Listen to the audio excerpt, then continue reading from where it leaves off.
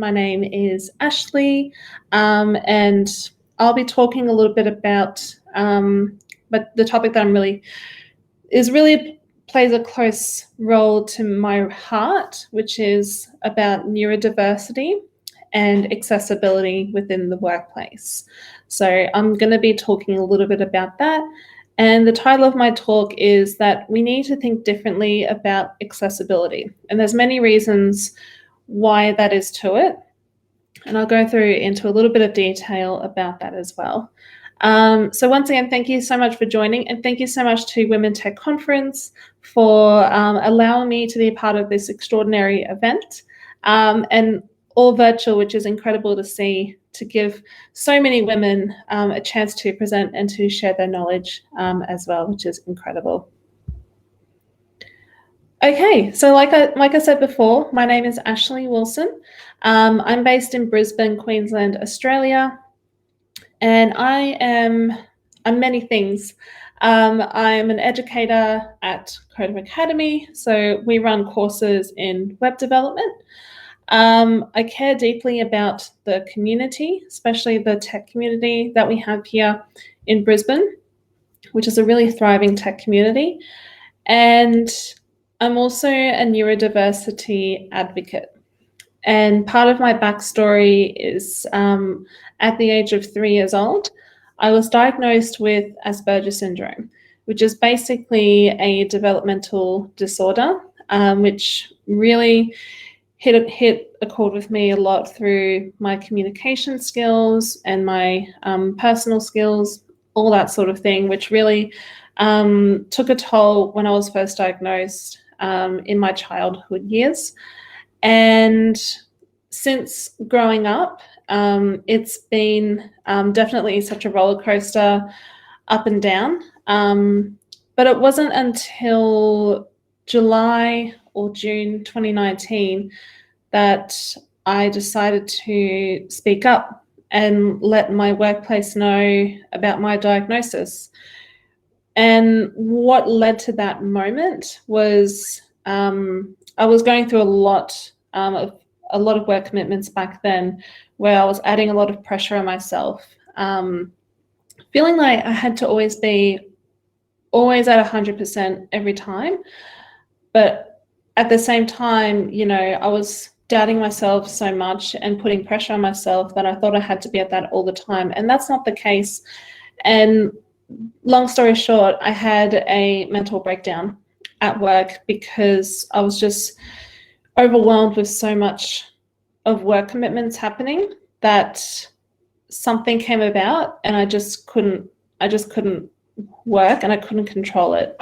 So, and it wasn't until a week after that I decided to, I don't know what came about, but something in my mind just wanted to let my work know that this is who I really am, and this is what I feel most comfortable with. And that was basically a turning point for me to also realize my true self and realize my full potential of what I can do.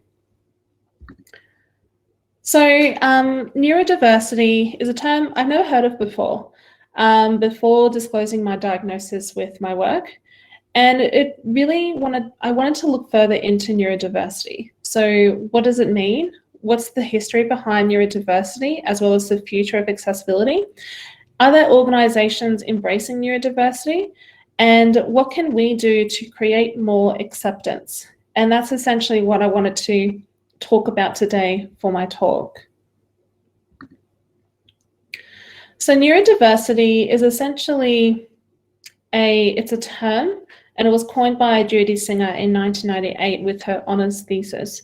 And today she still continues to be a leading pioneer in Australia on the autism spectrum. And this new category mapped out in emergence, but before that it had no name. And how this came about was her thesis, which was reproduced in 2017. And this was titled Neurodiversity, the Birth of an Idea. And this work attempted a wider view of this new terrain from within a postmodern social feminist disability rights perspective. And what neurodiversity really means is that it's broken into two, well, I consider it as that it's broken into two terms. You have neuro, which is the brain, and diversity, which is a range of different kinds. And so that's essentially, when you put those two together, is that it's a range of different kinds of the brain. So neurodiversity itself, it applies to those with neurological differences, and it's differences in the individual brain function and behavioural traits regarded as part of normal variation in the human population. So you have here autistic spectrum, which is essentially my diagnosis. You have dyslexia, you have ADHD. There's a couple of others I haven't added on the slides, but intellectual disability, Tourette syndrome. There's a lot out there. These are just some of them that are considered neurodiversity, but there's lots out there as well. And I wanted to bring this slide up as well, which essentially covers neurodiversity. And this is from Genius Within, which was created by Dr. Nancy Doyle, which is based on the work of Mary Colley. So this is what she produced that focuses on neurodiversity, but also focuses on essentially what is covered within that neurodiversity side of things from there as well. So I wanted to talk about neurodiversity today, and there's a lot happening within neurodiversity today. There's a lot of really amazing pioneers within that space, such as Barb Cook, who's one of the pioneers of neurodiversity leaders in Australia, who's written some amazing articles and books and great blogs and everything like that. There's another amazing female I look up to called Elizabeth Wicklander, who's in the UK, and she was diagnosed, I believe, at the age of 28. And now she is a musician for the London Youth Symphony Orchestra, which is incredible to see. And then, of course, you've got Greta Thunberg, who she is also diagnosed with Asperger's, and she does some incredible work within the climate change and the future of climate. And another one is there's some really great programs within the workplaces, particularly one in particular is BHP, and they have a great neurodiversity program which allows those that are neurodiverse to showcase their skill sets and to do so much more within that space. Okay, so some statistics I've gathered is neurodiversity in workplaces, which is essentially, and this is from 2016 study by Curtin University. They have an autism research group there. And what it is that they did some research where 80% of unemployed adults with autism are around the world, and 40.8% of Australian adults are employed with autism.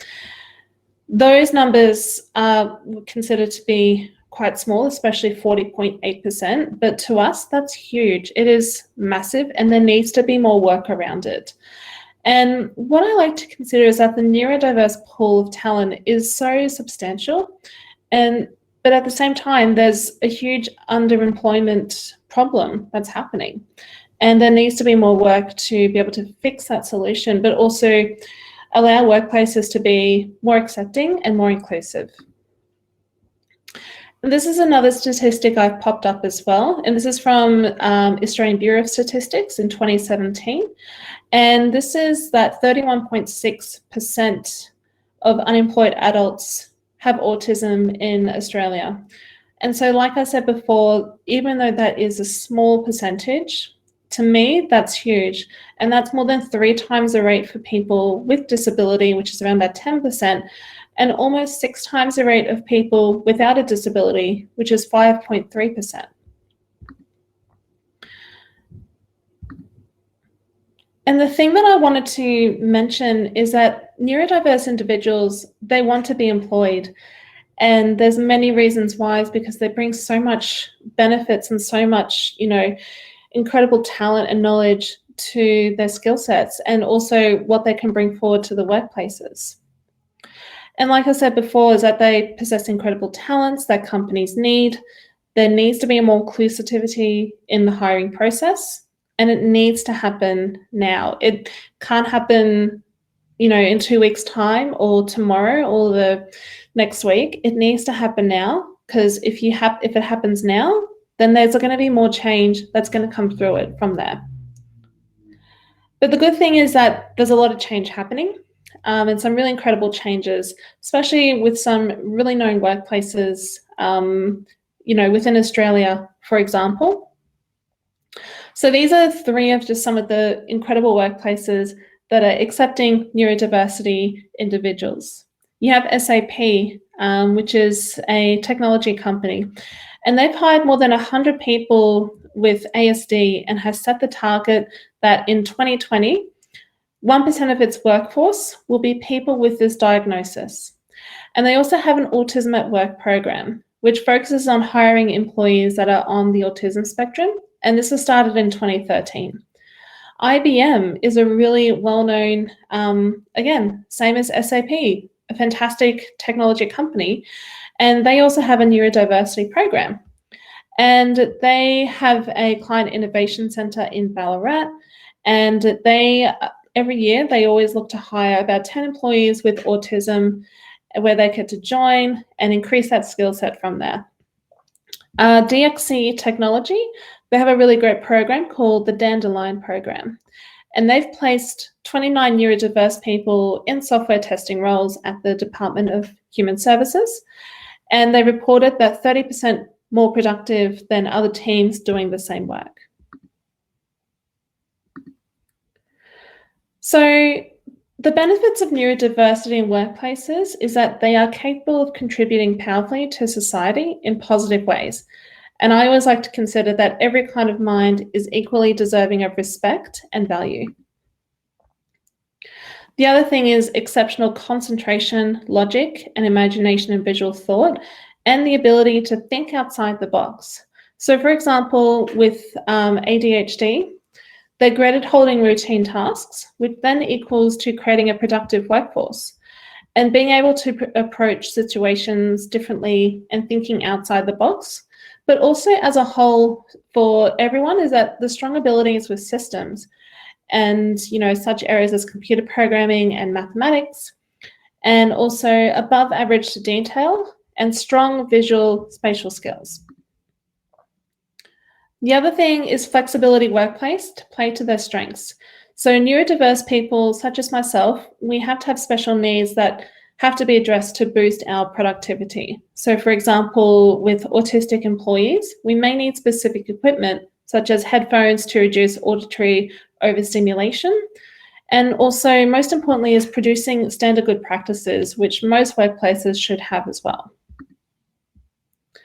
And then finally, adaptive functioning. So rather focusing on what people struggle to do, focus on what people can do well and their ability to grow to reach full potential of a desired skill. Key takeaways. Okay, this is my favorite part. So number 1 is to reconsider the interview process. So consider whether a face-to-face interview is essential, or if there's an alternative that could work, such as Skype, Zoom, Hangouts, that sort of thing. Train managers to recognize and support those strengths. So plan an unconscious bias and awareness programs for colleagues to help them understand how to work better together. And this is a challenge I want to throw out to companies and managers and employees that are considering implementing those changes as well. Empower through advocacy. This way that neurodiverse people may be more comfortable sharing their perspectives and feel confident that the organization will not look down on them. And organize regular one-on-one catch-ups. I consider this to be very, very important, for me especially, because I love having those regular catch-ups so that I can understand maybe there's some areas I need to improve on, or maybe there's something that I'm really good at, but I might not be aware of. So having those regular one-on-one catch-ups will be really beneficial. So lastly, I wanted to talk about is that this is my idea of what I would like to see in a perfect world. And that is that it's about how diverse we are as humans.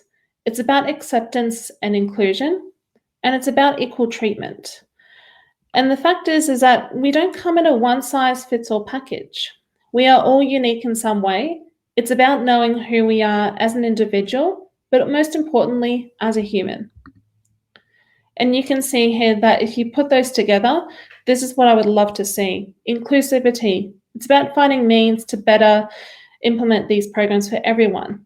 Diversity. It's about organizations, inviting those organizations to embrace neurodiversity. Equality. Every mind is equally deserving of respect and value. And then finally, acceptance.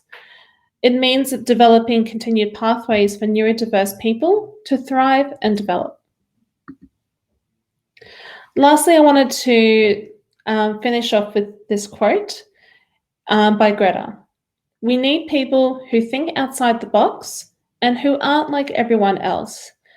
And to this day, I still stand by this quote because it is very relevant, to bring forward that acceptance and that inclusivity at hand as well. And that's my talk. That's it. So I'm so glad I was able to continue presenting my talk, but also sharing my knowledge. It's been an amazing experience. And I wanted to thank Women Tech Conference for putting together this incredible conference virtually, which is fantastic to see. And if you are interested, you can follow me on LinkedIn and Twitter. And I've also added my details in the chat. Thank you all so much. Okay, so I'll head over now to the chat. Oh, wow.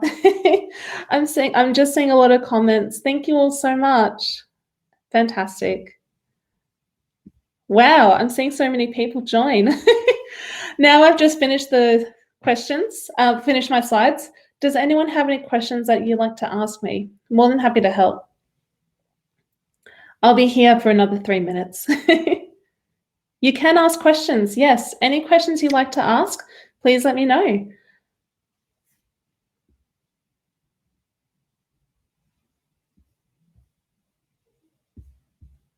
You can start typing in your questions there. But thank you all so much. I'm looking at your comments on here. It's really heartwarming to see.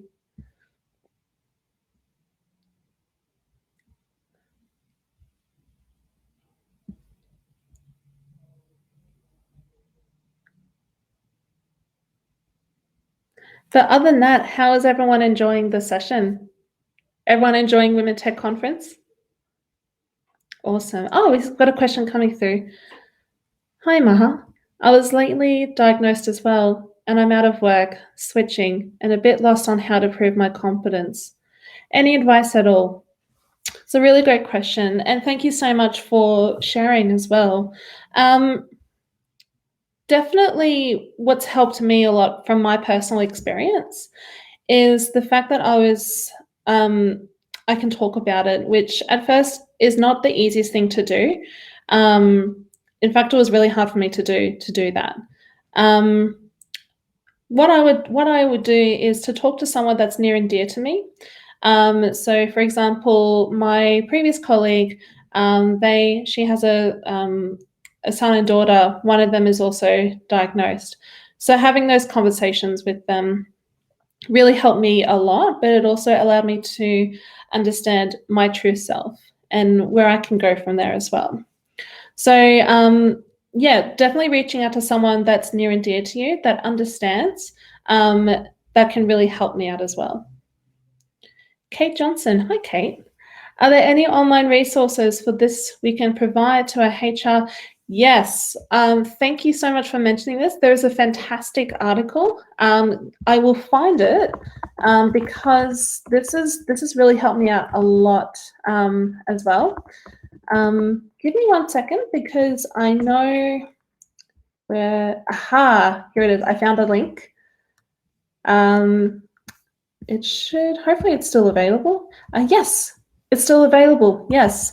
So Universal Music in the UK, they've put together an incredible handbook called Creative Differences. And I've just put this in the chat.